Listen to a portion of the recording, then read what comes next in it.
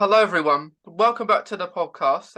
In today's episode, I'm joined with Carrin, and this is going to be a really long-awaited episode on the podcast today, because I think we first talked about this probably a year ago now, but we're here, and we're finally here. But it's going to be really great to speak about the Carrin today, in a great series, Autistic Assemble for Autism Acceptance Month. So, Carrin, would you mind doing a little introduction of yourself? Sure. I am an autistic advocate. I work in special education and I was a case manager for 3 years in schools.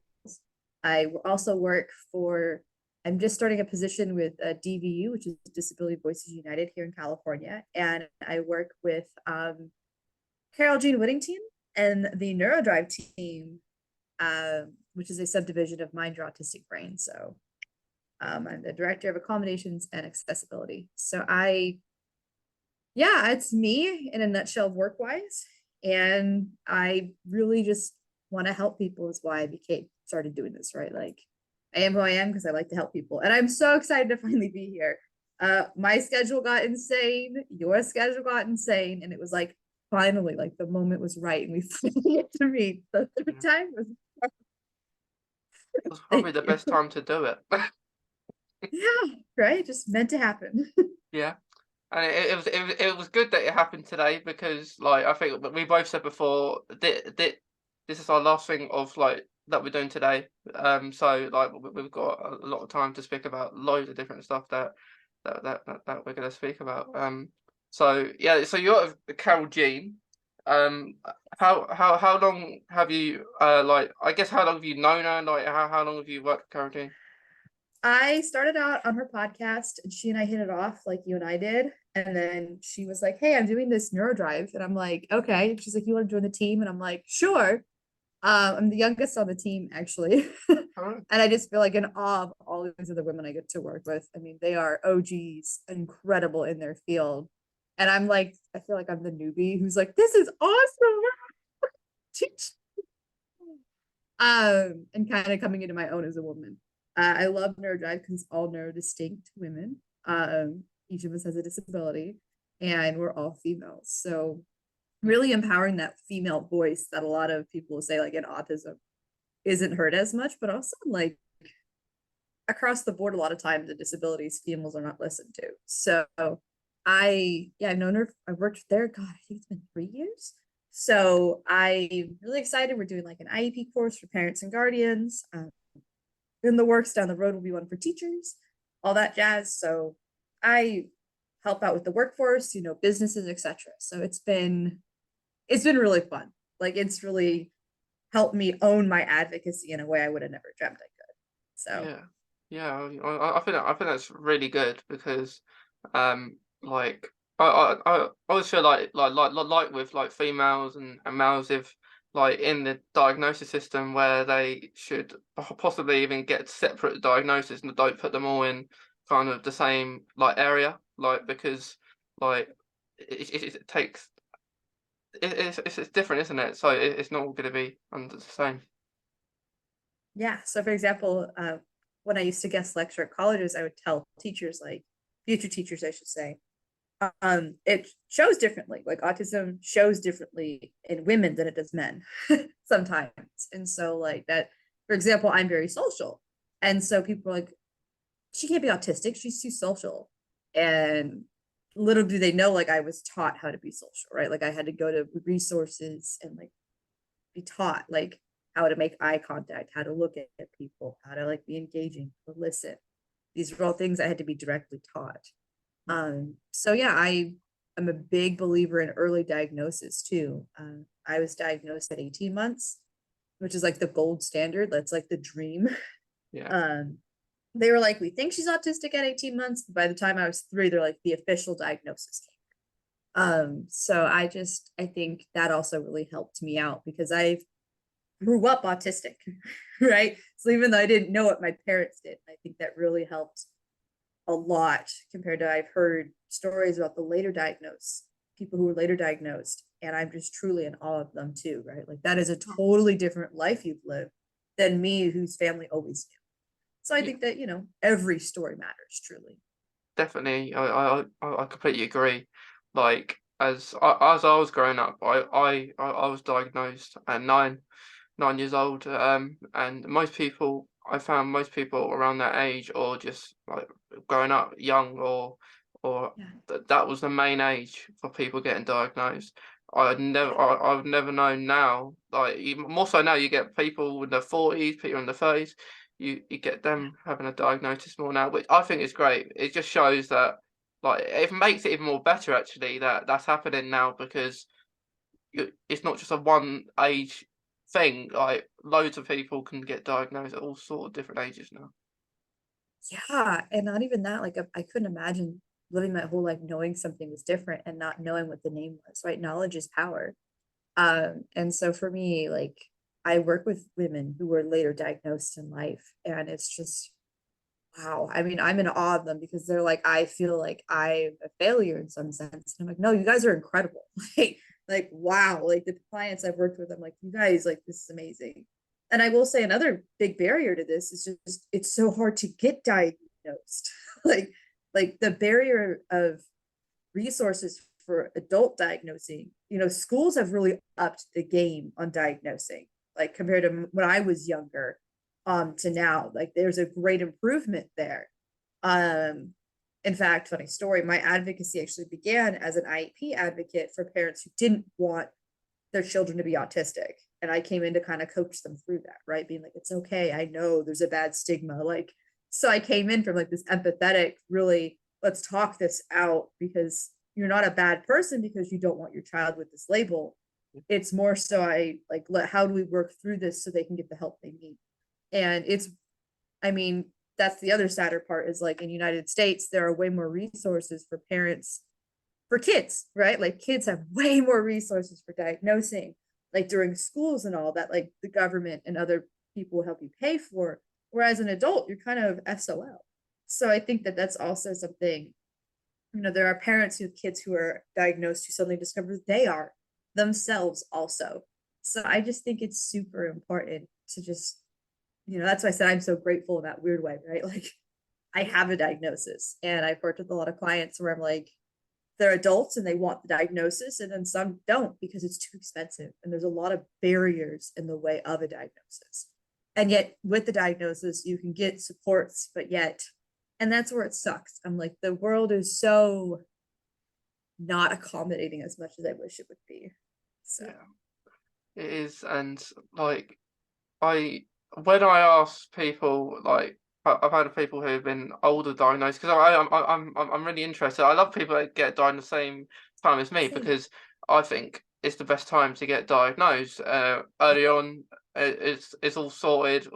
Like don't have to worry about, which I think is really hard. Say you're in your 30s or your late 20s and you've done your education, you probably have a full-time job perhaps at that point in your life, and you don't know what's happening. Like, why am I doing things like this? Why am I struggling to look at someone in the eyes? Why can't I do that? Um, and then yeah, I think whenever you get diagnosed, it's hard. It's hard. Like, but I think the best part is if you could, because even with a diagnosis, it's very hard to get the support you need in education, I think, anyway.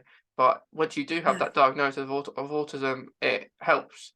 It helps saying that you may be put in a certain classroom, you may get the support you need. But even so, um, it's hard at the same time to admit you're autistic to people, maybe members of staff and in environments, because you don't want them to think that you need help all the time. I was put in a way where I would tell them if I needed help, if I was just Yeah. but I think so especially good. I mean, as I went to a special education environment as well, where they would actually look over you and actually think, do you actually need help, without asking it, which I think is great, because in a mainstream environment, from my experience, that I'm getting on the work, I'm doing it, I'm fine. When I weren't, I definitely wasn't. I just couldn't be asked because they didn't know what they were doing. Yeah. No, it's such a spectrum of teachers and how they deal with autism. Yeah. Autism specifically. in a weird way. So like ADHD, ADD, and autistics, like teachers have a really big stigma about them. And I really like the program I went to because they like were like push past that stigma. Like even if your general education push past that. And it's so important because in this case, like, you know, these kids are getting prejudged that they can and can't do things that they could. You know, or like teachers will reduce the workload and it's like, why are you doing this? They don't need that. So it's like making sure not only that like you get the right supports because a huge part of it is self-advocacy. And sadly, we, you know, I'm in America here, and it's like we really struggle with teaching kids to be self-advocates. And many across the nation I've worked with, and even internationally, like struggle with this. Like they don't know how to vocalize their needs, wants, and desires. And that for me kills me because like I couldn't be where I am today without having done that. Like I had to become my own advocate first before I could advocate for others. And I have found some of the strongest advocates are similar. Like we had to become our own advocates first, and Yeah. then we can help other people. And so I think that, you know, in this way, you know, like a big question I've always wondered and no one can really answer, right? Is like, how do we change that? Right? How do we like change that core where like, oh, it just bothers me. Sorry. Yeah, it does bother me too. Like that we're in 2023 now, and we're still doing the same thing. And like I say like I like to people to people that ask like about certain questions, and it's hard to repeat yourself 1,000 times. Like I remember like before like lockdown and like at the start of the pandemic, I went to this work experience place and I no one knew what autism was, not one person. And first I thought you must be joking, like you can't be serious. Like I thought they'd be sarcastic for a second. But then they weren't. They were being deadly serious. And then I'm around the Oh, table. I'm round the table explaining what it was. But the annoying thing, well, it wasn't the annoying thing was because at the time I've had to explain of Crohn's that I have as well, and I had to explain that what each are and in the way they are very similar in ways. But like one is a disease and one isn't. But they affect everyone differently. Like being autistic will affect everyone differently. Crohn's will affect yeah, everyone differently. And I said yeah, I might have struggled for ask for help because I like in new environments I do struggle to even communicate, even look at people. It's weird. It is weird, like how you feel being like that. But like it's easier like this, like we are today. Like just speaking like this, I find it so much easier than right. an in life event because last year I did a talent show, an autistic talent show, for the Might School Council, which I told you about this book beforehand. And I it was the first event I've done in a long time, especially an inside indoor event. Um, Yeah, and I I said like I did it with like someone else. It wasn't just me on my own. And as soon as I got to the microphone at the front, I thought it's gonna be easy. I do a podcast. It's easy. I speak to people loads all the time, and then I thought, oh, people were just staring at me. Everyone's staring at me, and it's so much different to just this. Like I know when it goes out, when it will be out now for people listening and watching it. But for yeah. us, it's just us two having a casual chat. But in person, you have a load of people just staring at you, and then it's harder. But I did enjoy it. I did enjoy doing the talent show because the good thing about the talent show was there was no overall winner. Like everyone, we just Yeah. showcase talent of autistic people, and it was very good. But yeah, it's just those things about people that like what they think autism is until what that people know what it is. And like the pandemic, there's a golden lining, right? Like in the workforce movement, more so I'd say than education, where there's this cool shift now where like we can work hybrid, right? We can do Zoom. Like it's kind of a norm now where like you can work completely remotely. This used to be like only the office, you know, the kings and queens of like high corporations could do this. And now it's more accessible to everyone. And we can accommodate ourselves in our homes, right? Like you and I, we can just create a room, a safe working environment, and we don't have to rely on someone else to do this anymore. And so there's a really interesting kind of power dynamic that came out of COVID, which is this idea of like for many people who are neurodiverse or neurodistinct, you know, like we enjoyed like working from home and being able to have that freedom. And so I found that like in my own self, I'm a very different person in a Zoom than I am in person. And I say that because like you said, there's social expectations there, right? Like you have to act a certain way, you know, body language. You can't see me from the waist down, right? You know, so and that kind of has helped a lot with me, for example, because you brought up like that comorbid, right? Or like that we have autism and Yeah. like I know a lot of people who were autistic and we have another element. And for me, it's also medical. And it was a big thing I've had to talk to people about the difference between autism and my medical issue because they're different. Even though, yes, mine play into each other quite a bit. Like mine acts up when I'm overstimulated, but there's still, it's a different issue, right? I'm like, yes, I'm overstimulated, but this isn't just autism. This is a medical issue. I have a seizure disorder. So it's like, this is my seizure. Like it's very different than this. And I think for me, that has been like the biggest advocacy point I've had to start making because it was like, you know, people try to speak for me. And I think that's where I started vocalizing more because I found actually, even with other autistic advocates, it happened recently. And they just spoke for me. And it was so triggering because it was a situation where they were upset with something going on and I was confused, right? I'm like, I'm confused. I don't know. And I didn't know how to vocal. I mean, I was vocal, right? I was like, I'm not upset. I just don't know.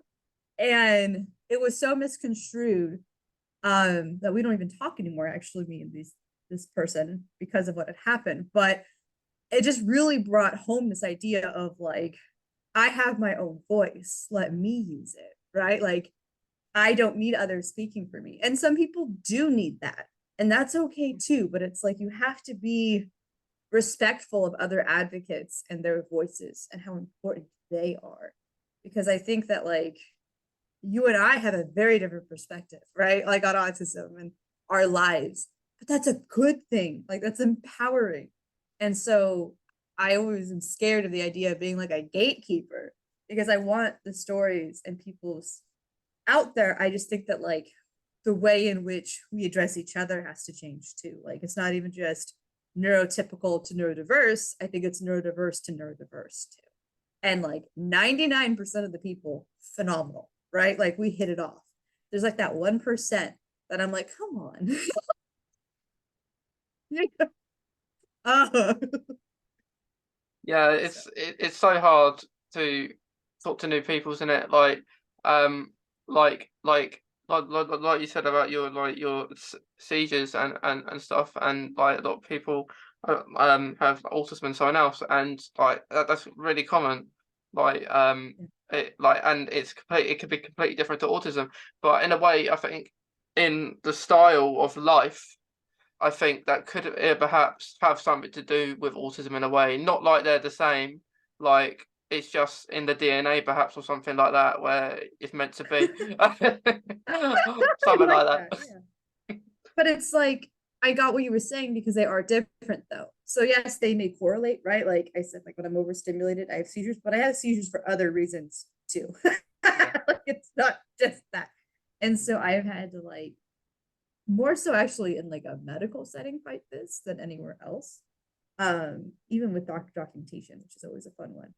But I think that that's kind of I know a lot of autistic people with like they have comorbids is what that's called. So it's like you have autism and a different either medical or other disability. And it's actually very I forget the percentage, but I think it's like 70 to 80% have what's called a comorbid or a different, like an also. Yeah. And so yeah, it's they are, right? Like you're a person, it's connected. Yeah. But I always hate when people, I would like start shaking and they're like, are you having a seizure? And I'm like, no, I'm just stimming. Like, chill. Or Yeah. the opposite, when I'm actually really sick and Yeah. you hear people shouting to be quiet, which is still my favorite, right? Like, Yeah. I like like the in-person I events, I like feel that. you. Yeah. I like the fact that you bring a percentage into it as well. I'm sorry. It's just, it's about that. Yeah. And it was Yeah, it's such a high great. Yeah. staggering number. Yeah. So, You got to remember that. Yeah. Um. well, yeah. Yeah. Yeah. Like yeah. Literally, like I I know about maybe 3 or 4 people that have autism and Crohn's like me. And Yes. that's really rare.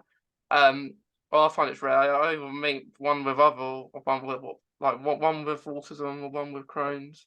It's very rare to have both. But you get a few people having it maybe falls under the like chronic illness kind of line. Like you have Yeah. like, a lot of people I find in the Crohn's is, community I have. feel you on Crohn's. Crohn's is definitely a different, I don't want to say beast, but you know what I mean. Like it's Yeah, very different. yeah. Yeah. My But full respect. I think in some instances they're very similar. So like because the drugs I take are like chemo drugs and stuff for like medication. And because of that, I always even now I find it's much easier harder now. Like life is much harder now than when was all the lockdowns and all the rules were put in place. It's much harder now. Because like I have to ask people to stand back, like if you're going out or something, and they will take offence sometimes, or they will just question you and saying they might be helping you. But anyway, I think even with like autism, I can't be close to anyone because I panic or I just get really anxious about it. I don't like close distance or anyway. So maybe that was just the destiny to happen. You know, it's funny you say that because I love hugs and I'm a very touchy feely person. Yeah, And so this is where I always tell people ask yeah, it was because I have been at like a teacher meeting and there are teachers shooing people away from me. And I was like, I don't need that. Like ask me, right? Because I was like, I don't need you shooing people away. And yet for you, and I've told people this, they would love that, right? It's like, whew, I don't have to. So that's where I'm like, there has to be like a relationship and a rapport built with a person. Like, yeah, you know, yeah, because yeah, that acting on that assumption isn't always helpful. yeah, And so it's so funny you bring up that touch because like for me, I'm very touchy feely. yeah. You know, like I like getting hugs and everything. And that's like so many people have told me, well, you can't be autistic, you like being touched. And I'm like,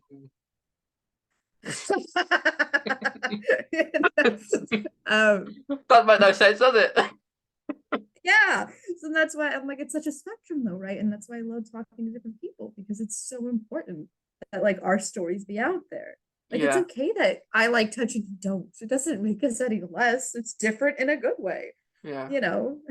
And I do like hugs. It's like any form of that kind of stuff, like lovey-dovey kind of stuff. That I do like. I much Right. better like I would have to get to know. I wouldn't have a stranger hug me, but like I would have to know them or like get to know them or See, and just I'm weird. hug I don't mind a friends. stranger.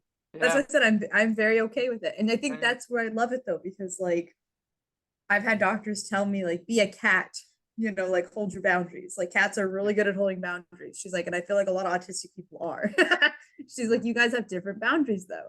Mine is noise. Do not yell at me. Do not be up in my face being obnoxiously loud. Like, and I work with kids, which is always everyone's oh truth. no, But I don't mind with kids. I don't. It's a weird thing because I have an empathy. I'm like they're trying to express something. So like as they're yelling, I'm always like, what is behind the behavior?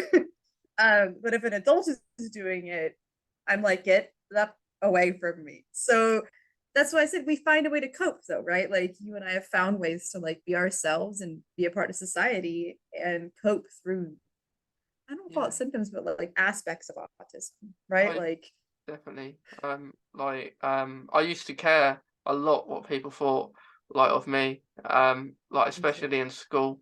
And then Same. until I think maybe even during the pandemic, and it was 2020 when I decided to do advocacy publicly about. First, it was about Crohn's. Autism wasn't in my mind, but autism came to my mind when I see a load of people like doing it as well. So I thought I'll mix it up, and do things about both. And yeah, it just made me think like I can do stuff, but like there was a time where I would copy a lot of people. I wouldn't be myself. I wouldn't be myself at all. And yeah, I think towards then, like last few years, I thought I don't care what people think about me anymore. Like if they judge me for it, I'll just tell them go away. Yeah, and I really was that way in high school. My high school years were really, and I sucked. I was like, I realized I had a lot of issues with friendships in high school because it was like everyone saw I was being fake and I was trying to like be neurotypical and normal. And then I got really good at it in college, and then I broke. Like in college is when I began advocating as a guest lecturer. And so I think that finding that place, right, where you're like, I am who I am. And I think my seizure disorder really helped because I'm exhausted. I don't have a lot of energy and I'm not going to waste it trying to appease other people. Yeah. You know, I'm like, I only got this much and I'm going to, no. Like you said, right? You're like, I'm done. And, you know, I've been really blessed to have a really awesome husband who stood by me as my partner when we were dating and now we're married.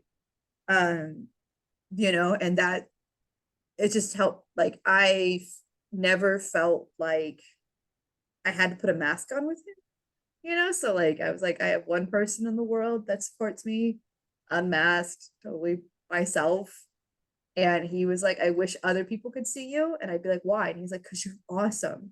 And so he helped me out too in that sense. And then it was like, you see me today. I'm like, you know what? I am who I am, like you, right? And we're like, that's okay. And I don't need people to like, you don't like me because I'm like, I don't need your approval because I get a lot of heat for working in education. You know, I get a lot of heat for things. And I'm like, look, social media is more of like a business platform for me where I put on my like fake doll face and I'm like, hey, like this is business, like this is how it's gonna go. And this is more that realness, that conversation piece, right? Where it's like, I mean, I'm not fake, don't get me wrong, I'm too exhausted, but there is a certain, I wish people in our community would pick and choose our battles better. I know it's a metaphor, but you know what I'm trying to say? Like, we're so busy combating so much. I wish the whole community would focus on like a topic or two. I think we would get so much more done. Yeah, I agree. I see a lot of the same topics getting talked about a lot, and like there's so many topics that you can think about within autism. It should be a lesson in schools. It just really should. Yeah. It's a lesson that people should be having. Like maybe not on its own. You could just have a little bit a day, just taught to people. Oh, I know, right? Like, how do you talk to someone? How do you say no? Like, these are things that even I will say, like, as a when I used to work in middle schools, it's needed. Like, all the kids need this support. It's not even just SPED anymore. And I say that because a lot of people go, well, it's only a SPED thing. I'm like, no, it's everybody needs these supports, like everybody. Yeah. And yeah, I just think like, you know, there are some topics where people hyper focus on. And then others where it's like it goes under the rug. Accommodations is a huge one. We're workplace, right? Like so many people struggle with workplace accommodations, and yet I don't see a lot of attention being brought to this. Mm. And yet, the moment there are some advocates, you talk about people first language that's all over everything, right? You know, it's like, no, you can't say person with autism. You know, you have to say autistic person. And I'm like, my English degree comes out and goes, it's the same thing. Yeah. Using it as an adjective to describe a person. But I understand the people first language too, right? Because they don't want to Yeah. like demean someone. So that's where it's like, I wish we would put like more energy into like intention of things. Like, what is the real intention, behind certain things? Yeah, yeah. Like I, I, I think like lot of that. I completely agree. Like I would like by myself. Like if someone would talk about say like I'm an autistic person, I much more prefer that Yeah, than someone say you're an autism person because you just make it just sounds better, doesn't it? it does. No, and this is where, like, I tell people, I'm like, it's a preference, right? Yeah, Like, and you have a right and reason to your preference. And so, like, I've been in IEPs where, as an advocate, this case manager was yelling at a parent and another service provider for not saying person with disability. And I'm like, we spent how much of this IEP on that? We got a lot of other things to talk about. And so that's where I get frustrated, right? When it's like these things start impeding progress. They hyperfixate so much on this that you don't get past that. And so everyone's like, that's an autism thing. I'm like, I've seen everyone do it. yeah, yeah. So There's definitely yeah, yeah, I think that our community is getting a voice. Autism is actually one of the newest, or newer, I should say, beside they're trying to make COVID right now be added, as a disability. But we're new and there's been a lot of phenomenal progress made. I've been doing a shout out to Julian Human, who passed away. She started disability rights. She passed away last week. And so it's like we are working off of the backs of our forefathers and foremothers, right? Who like worked really hard to get us where we're at. And I feel like part of this is like that intention piece is like we need to acknowledge and keep moving on, right? Like acknowledge the progress made. yeah, yeah. I completely agree. There's so many inspirational people like do really good work in the community, and like you make really good friendships, don't you, from doing different things. Like we can say a year ago doing that that It's true, right? yeah, We've like we've been wanting to do this interview. We've like talked. We're like, come on, and it's like finally happened. And it's so cool. We can have this conversation and build friendships through a Zoom app. Right? yeah. Who could Like, have thought it? yeah, and that's why I keep telling people, I'm like, COVID did change a lot of things, and I don't think it was all for the worse.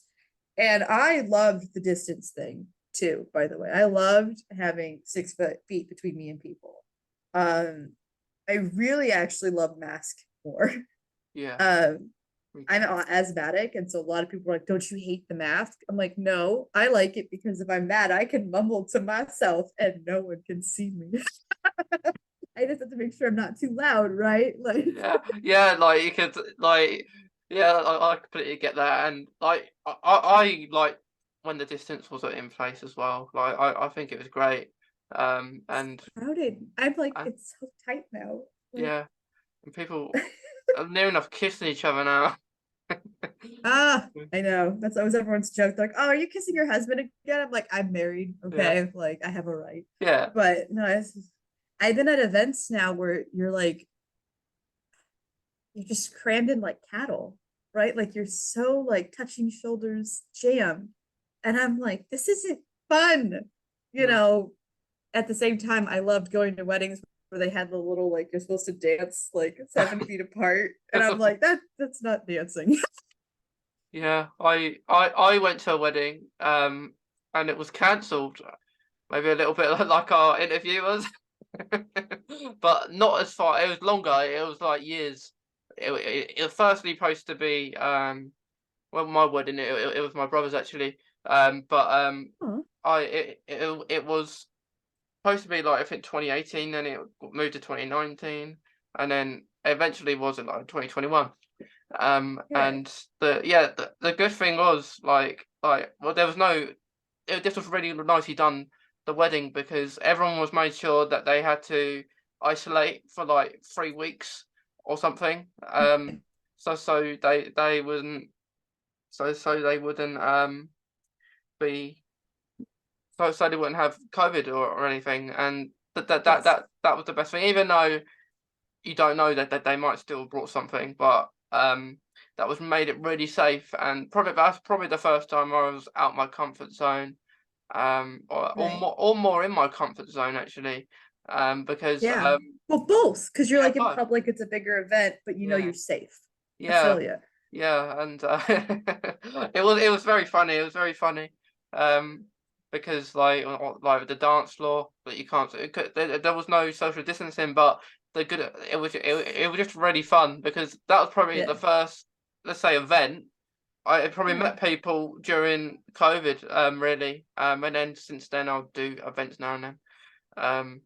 Um, I feel you. My wedding was the same way. I got married in 2019, and my husband and I were talking about it. Or sorry, 2020. I graduated in 2019.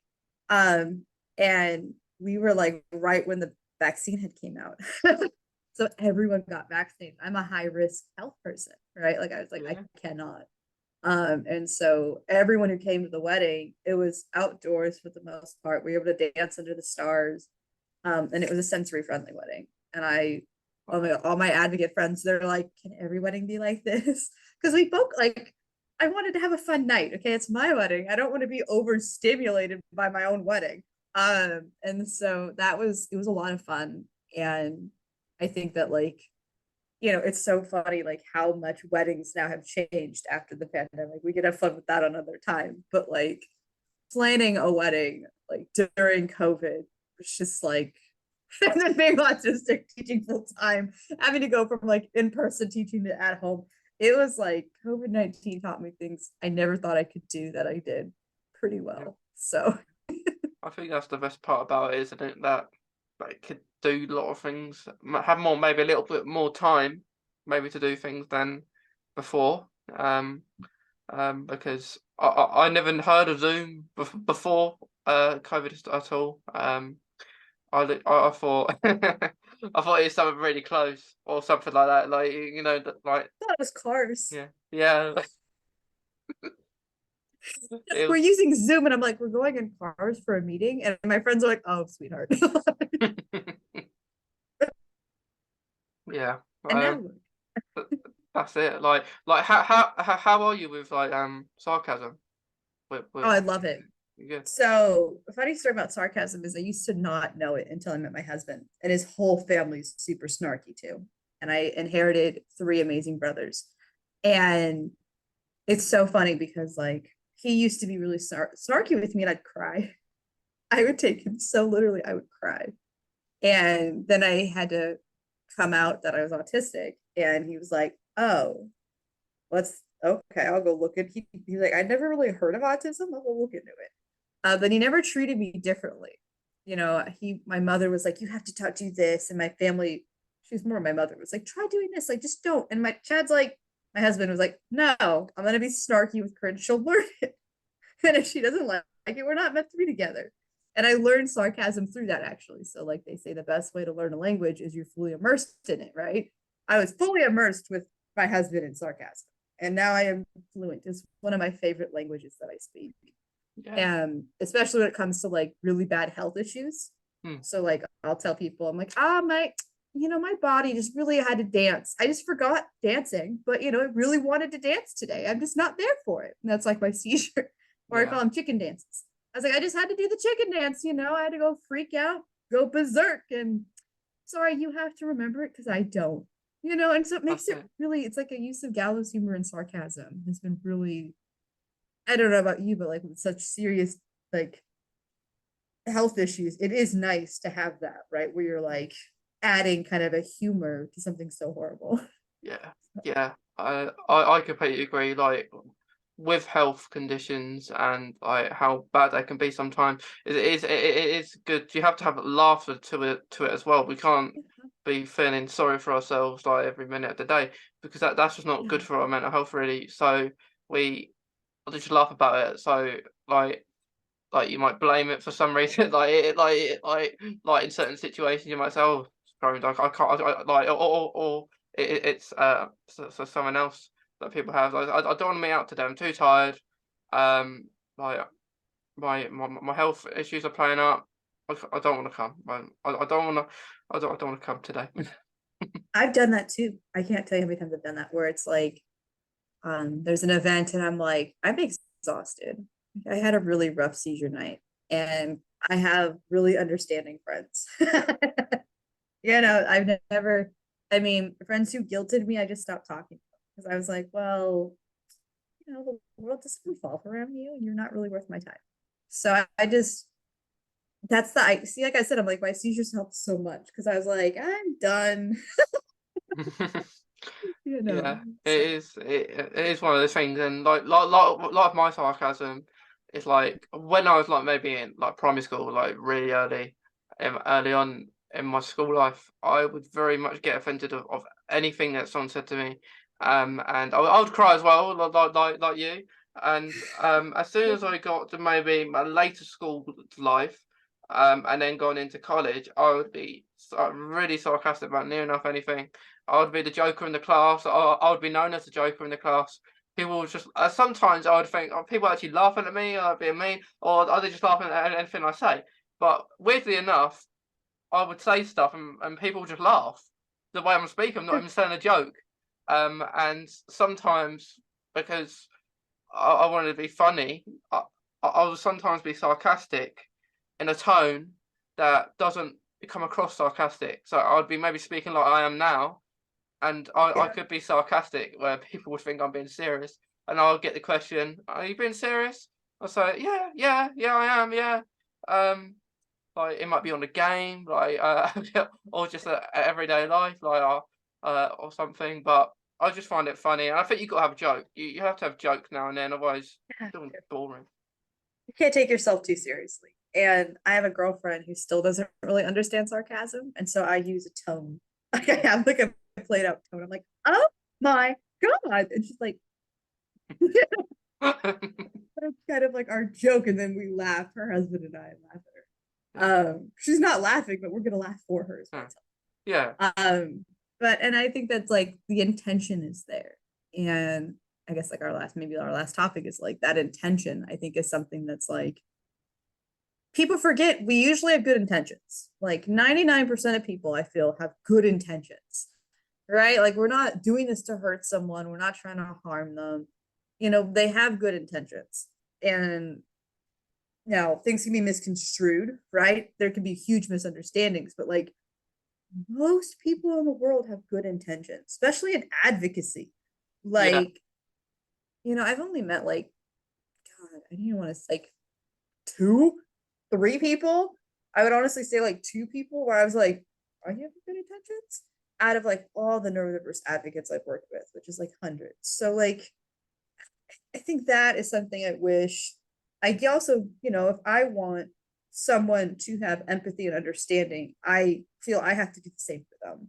yeah, And I think that give and take is sometimes missing in a lot of interactions within the neurodiverse community. You know, yeah, you and I are giving and taking today, right? yeah, yeah, Having a blast yeah. talking. We're having so much fun.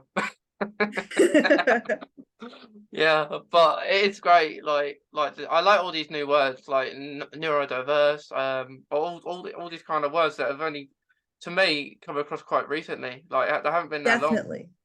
Yeah, neurodiverse, neurodistinct is another one um, that people have issues with. And I just think it's so, interesting to watch that like words have power, right? And so I like the term neurodiverse, neurodistinct, because, like I said, I have an English degree, and my inner English degree when I work, disability isn't a bad word. I want to start with that. But my inner English degree looks at the word. I love words, my problem. And the prefix of the word is dis, which means the inability to, right? And so that's where I come from, but it's not like I'm not going to go cry if someone uses the word disability, right? Yeah, Like it's yeah, an OG old school word. Like it has been used for hundreds of years. So I agree with you. I like how terminologies like neurodiversity, like neuro, right? Like, yeah, and the yeah, idea of changing it to like our brains work differently. So I love that. And I think that like it yeah, does feel like it fits better, right? Like we're a different brain type. Yeah, it's more accepting, I fine. guess, as well, because it may not just fall under autism, it may fall under other things as well. As it does, and that's why I like neurodiversity. I feel like it's the new term for disability. Right? Like we have our brains just work differently. It's not less, it's not greater, it's just different. Yeah, you've got words like disability, disorder, and those kind of words are like it's just what fits the person, I guess. Like I would rather identify as a person with a disability than a disorder, but just as that's just my opinion. And I know there's people out there in the autistic community who would be different. They would prefer to be called Right. disorder. But What feels right, right? yeah, Words are so personal. What feels right? yeah. They are, and whatever someone's preference, you may question to yourself, like in your own mind, like why would that be that way? But it's just like we're all different, and that's the best thing about it. Um, I think we'd all rather there not be like words like with the word dis on it, but it's what it is, and like we just make it as positive as we can sometimes, like with Yeah. disability maybe turn it into like an ability because there's so much a abilities under like autism and lots of other things under that bracket. But I think it's like just learning like all these lovely new words like in the community is great. Like Yeah, just I showing agree. it. I think it creates, sorry to interrupt, like it creates this like more of like a harmonious, and I neurodiversity isn't just autism. That's why I like it. Mm, It is like it addresses like a lot of different disabilities. And so I think that's my thing is like I found my own advocacy. I didn't want to focus just on autism. I wanted to help everyone, right? Like how could I help yeah, as many people as possible, and as many different disabilities as possible, but in a productive manner that is going to empower them to be the best they can be. And yeah, I think it's like we have a long road ahead of us still. And I think that my only, I think, downfall is social media. It's done so much good and so much evil simultaneously. And so I think that that's kind of where I stand on it. It's like you have autism speaks with the odd mom concept of like, we want to cure with heuristical theories on autism. And then you have the opposite of we should be able to unmask, be ourselves, never have to kind of appease anybody. And so you're kind of like, most people fall in the middle, yeah, right? We're like in the middle here. And so the extremes on social media seem to like drive the story a lot. And that, sure. you didn't ask, but like if that was one thing I could change, that's the one thing I would change in advocacy.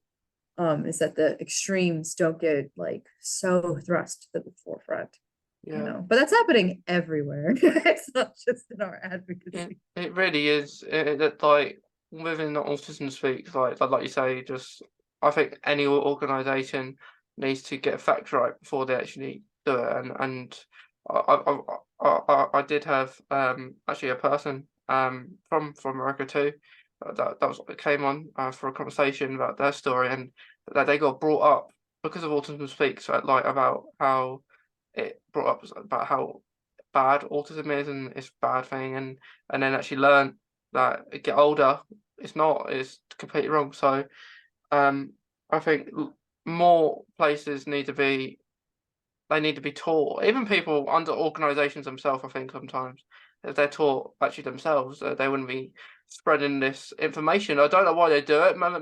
Maybe they feel like they're right in their own little Yeah. way, in their own mind, that Yeah. they probably do think they're right, but they're not. They're, as we know, they're wrong. And it isn't a I was bad taught thing. autism was wrong growing up.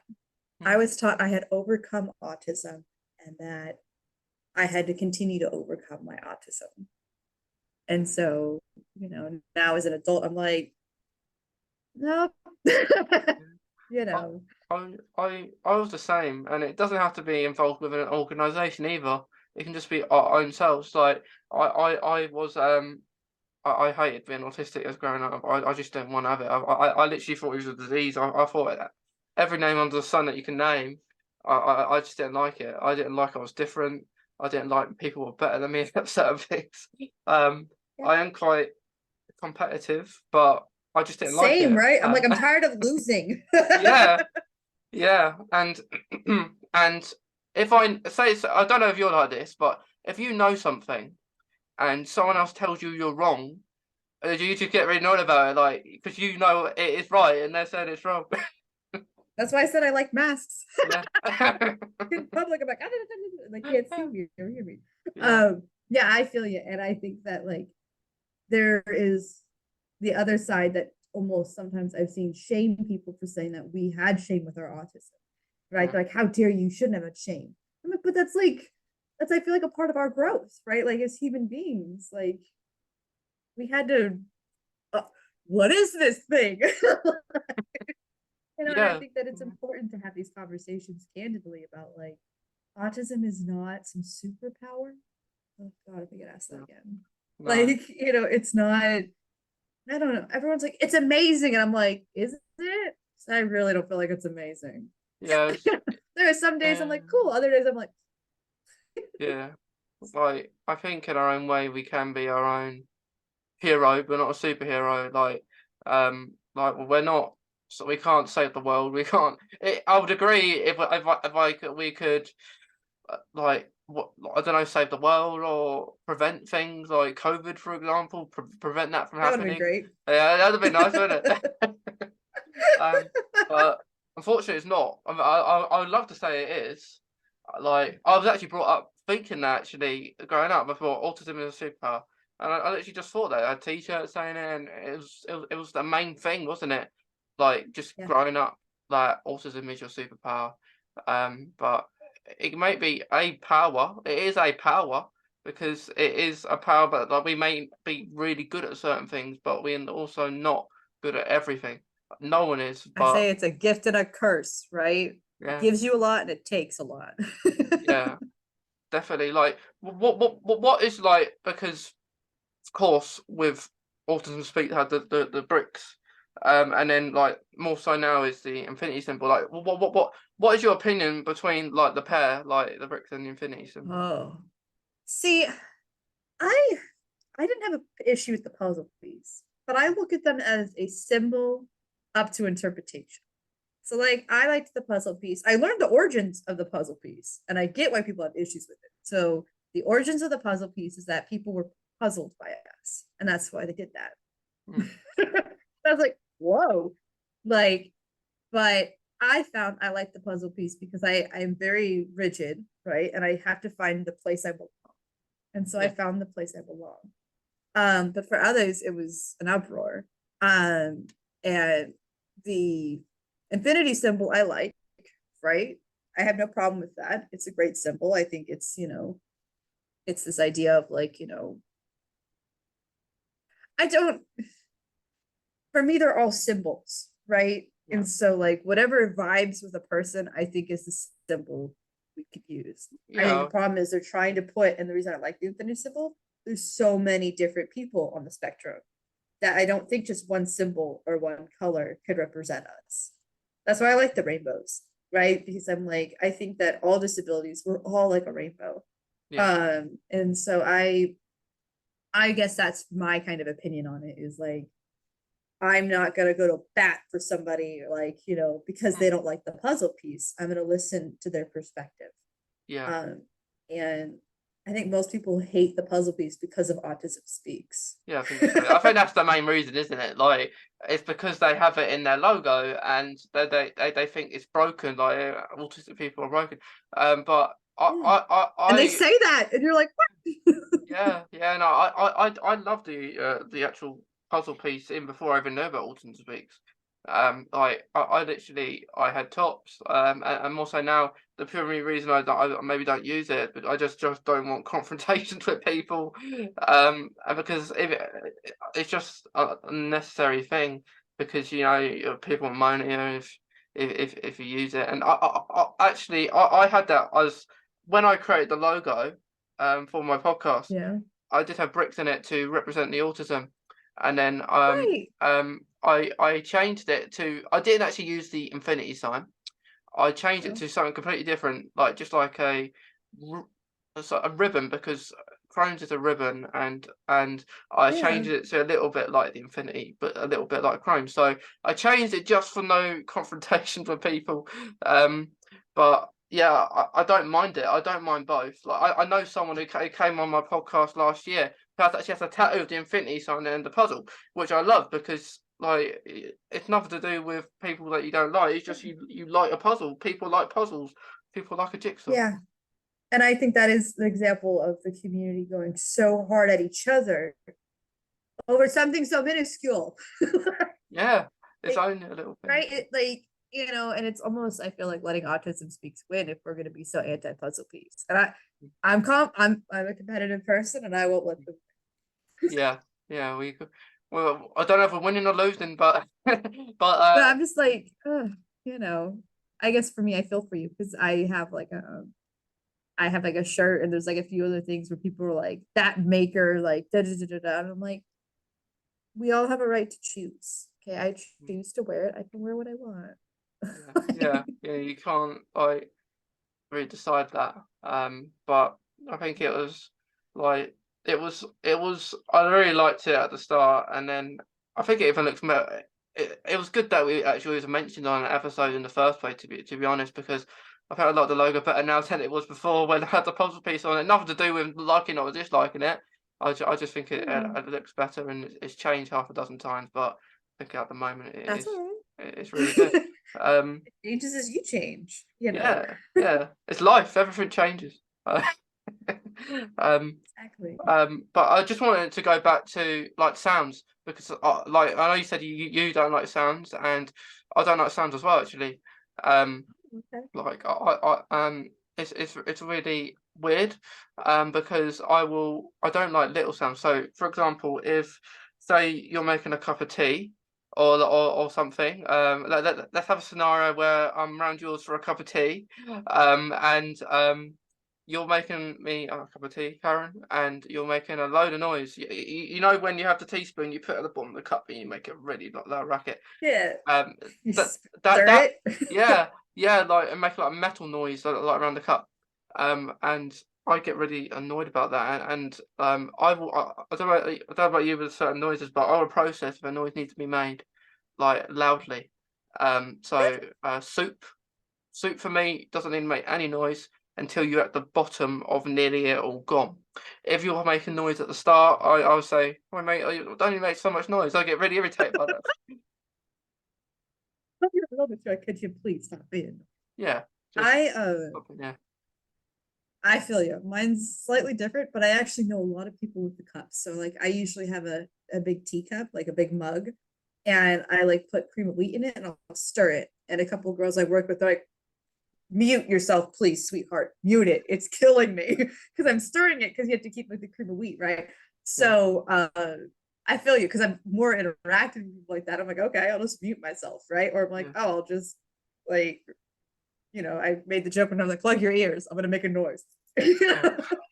But for me, I had when I was born, I was technically born deaf, and so my parents put big tubes in my ears.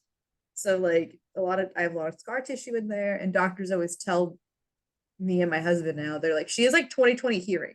Like I can hear so like really well. And so it's frustrating because we have a fountain outside my house and it goes all day. So I can't even open my door to my patio.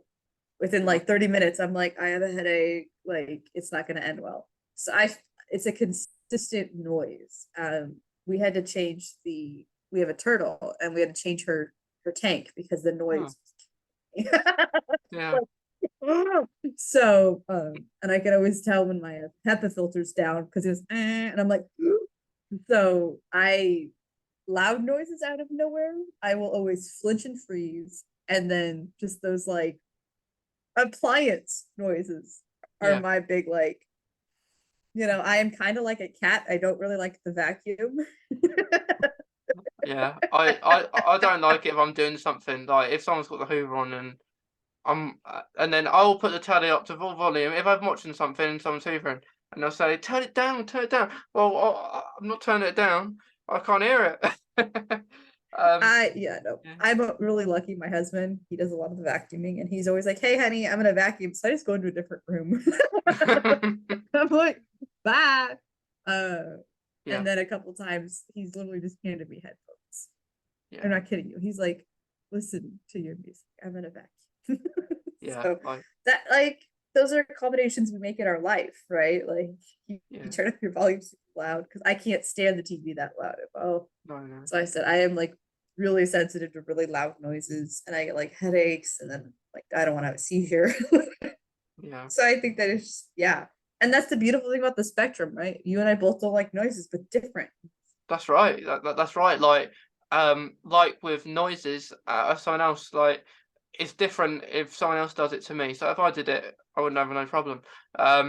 And if so, this say I'm eating like the lunch or at school, I'll be completely fine with that because multiple people making noises. It's just if someone making the odd noise or eating, like as well as eating, like people eating, like if they're putting their forks on the plate, lots of stuff is forks on the plate, or they're just eating very loud. I will get really irritated by that, but I'll be right if I go to a football match, like cheering on, and neurotypical people will probably say, like, why can you do that? Like, surely the larger events will be more impactful to you. And I said, no, it's definitely not. It's more the little sounds that have more effect. And it's great because like I've noticed at big events, you kind of just you can ignore it, right? You're just Yeah, like ignore. But you're if it there in the is a zone. one-on-one, it is, yeah, right? Yeah, You're like, I'm hyper focused on it yeah, now. I hear yeah, everything. yeah, yeah. You're more focused on what you want to be focused on, and not as focused on.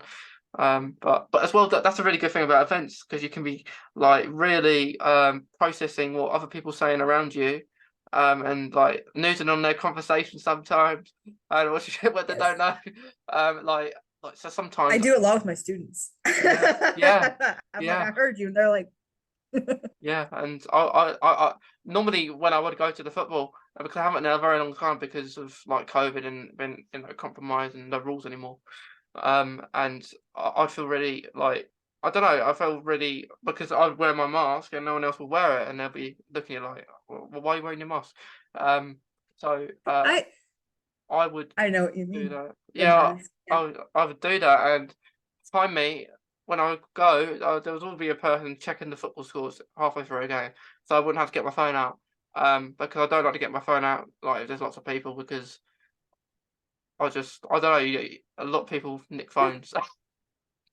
Yeah. We have our weird quirks, and we that's who we are, right? And we find people that accept us for our weird little quirks. And they have their own, neurotypical or not. We all have our own little fun quirks. So I think that like, yeah, I think embrace yourself. You know, people don't we're kind of we can't force our opinions and views on others, but we can love ourselves, right? Like lead by example is always something I firmly believe in. We definitely can, and I think like something that really helps. Like I see a lot of autistic people that helps a lot of people is like music, and I think I love music. So what I Me do too. when I do writing, or if I'm writing up a podcast or just doing stuff afterwards, I will have to listen to like a soundtrack or music, otherwise I can't concentrate at all. Yeah. Yeah. Oh, same. And I used it a lot as a teacher. Like, so I'd have the music come on, kids knew that was like the one on work time, right? Like, and I always had like non lyric music. And it's called like bebop noises. It'd be dun, dun, dun, dun, dun, dun, dun, dun, dun. And all my students, I used to have them walk in and it'd be happy music. And they'd be like, Ms. Gilmore's trying to make us all happy. What if we want to be sad? Well, So yeah, I love music. It's a really good tool to help people with a lot of things. yeah. Yeah, I mean, Like, I'm gonna do you, probably pop on some tunes after this, to be yeah, honest. yeah. You've got it now. Yeah, now Yeah. that song's in my head. Go Yeah, find yeah, it. you're gonna play that after straight after, aren't Yep. you? Yeah, I love it soundtracks actually. Like Doctor Who, for example. I That's I a good will one. I will listen to Doctor Who soundtracks on all the time. And what I do when I listen to them because another interest of mine is doing like cosplay and Doctor Who. I do a lot of that. Like I will dress up as the 10th Doctor a lot of the time, or it might be a That's character. awesome. I, That I is so I I do it, and I've done that ever since I created the podcast. Actually, I did it near enough simultaneously. So one each. And like I've done it ever since, and like same thing. Like with, you could say, the neurotypicals of cosplay. Actually, like at the start, I would get a load of hate. Say you don't look like the character. You're not wearing the same clothes. But at the start, I didn't. But that's the whole point. Like, you're not supposed to look like the actual character facially. It's just doing yeah. what you're interested in. Oh, I feel you. My husband and I, we got an Edwardian. There's this thing called the Edwardian ball where you dress like you're from like the era. I mean, I love cosplay and music and just really kind of, we're imaginative. There are many autistic individuals who are really imaginative. Like we have amazing imagination. So yeah, I mean, just dream. The world needs dreamers, you know?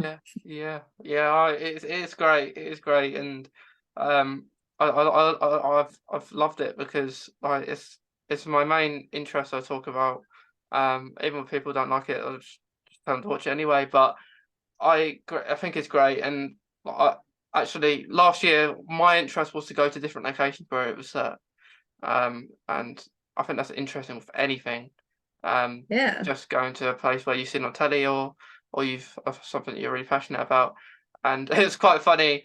Once I went to my local beach, and you had I was doing videos. It was Easter. It was these Easter videos I was doing. And I know it's not too long till Easter really now, but I had these people looking at me when I was doing this set of videos, and I think they thought I was casting on Doctor Who because I had all Doctor Who clothes on. And I had actually, when I went to a location last year, I had these kids come up to me saying they have a photograph. They wanted a photograph of me. I presume they thought I was on Doctor Who, or some sort of filming was going ahead, because you had to have all these filming stuff around.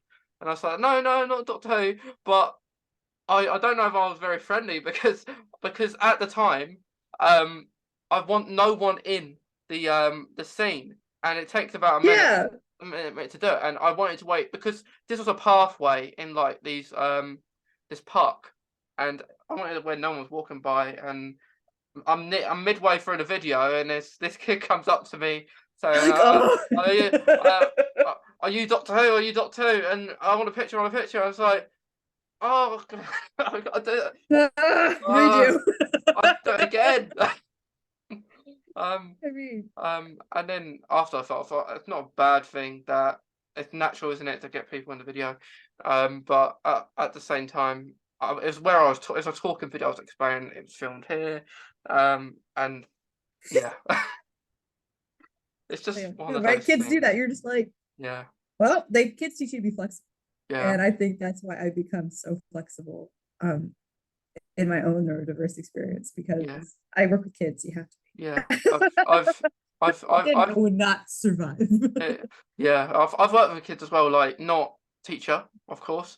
Right. Like I've done, like I spoke to you about the Might School Council, which is like an organisation I'm part of, which does loads of different things, like mental health, autism, so many different topics. You've got deaf awareness, you've got so many different things in there. And a few years ago, I did a Reach Out Speak Out program, which I created it. I created the whole thing with a good friend of mine who's part of it, and I haven't done it for a while, probably because of COVID.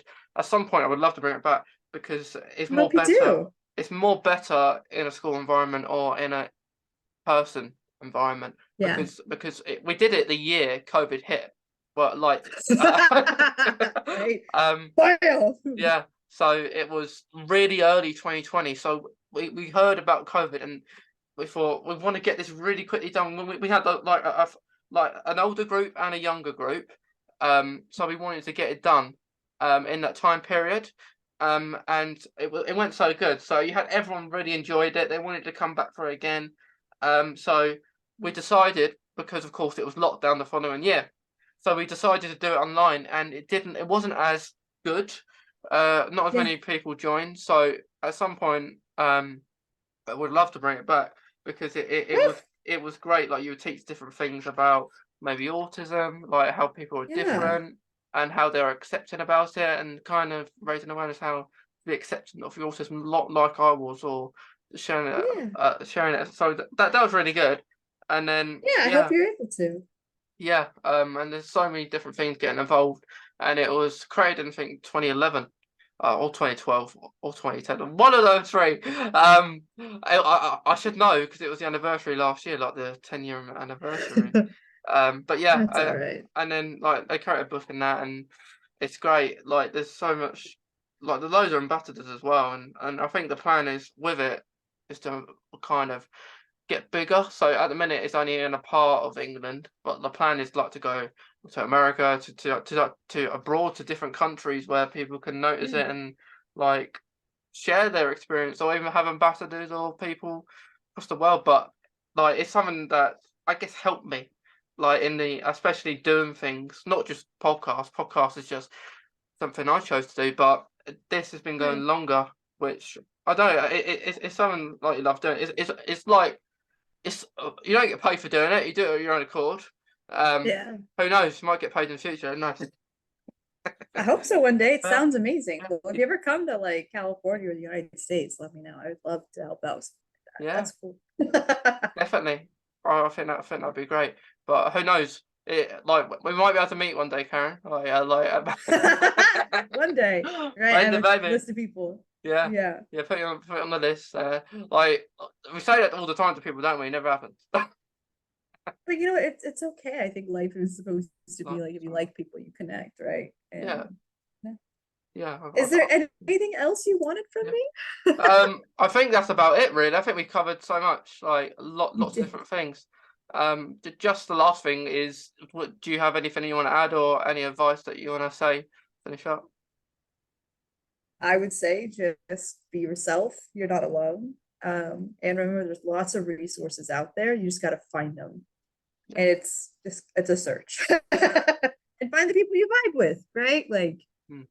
so Yeah, that's yeah, it. like us. Thank you for having me. Thank you, Karen, and thank you to anyone watching today, or if you're listening. We hope you've enjoyed it as much as us on this long-awaited Yeah. episode on the podcast. But it's been really awesome. But thank you again, Karen, and I'm glad you've enjoyed it. Yes, thank you so much too, Mason.